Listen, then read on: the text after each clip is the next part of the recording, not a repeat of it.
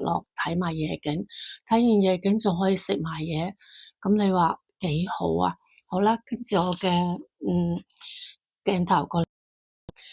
我個鏡頭過嚟睇下呢一邊，呢一邊咧仲有好多有趣嘅嘢嘅喎，例如呢度好多棧道都係木做嘅，然之後可以釣魚啦，可以拍下拖啦，一家大細嚟玩啦，帶細路嚟散步啦，遛狗啦，都係好好嘅。好啦，因為咧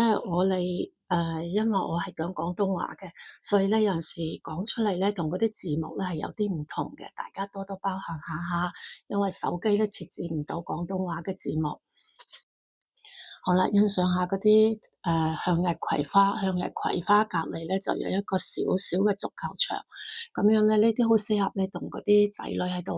玩下啦，有少少機動遊戲啦。咁橋底下邊咧仲有酒吧喎，啲人咧就會喺嗰度跳舞啦，仲有露天嘅餐廳啦，咁食下嘢啦，咁樣真係好寫意。咁佢度咧就有一條路就比較黑嘅，咁啊適合拍拖啦，但係單身女仔就少啲啦，唔好嚟呢一度啦，因為太黑，我個建議啫吓，安全第一。另外咧，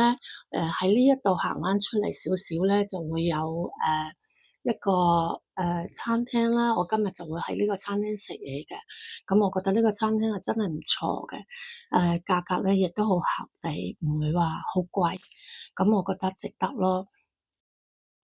好啦，今日就帶大家睇到呢一度啦。如果鍾意又覺得一個地方唔錯，記得收場啦。下次嚟行下啊嘛。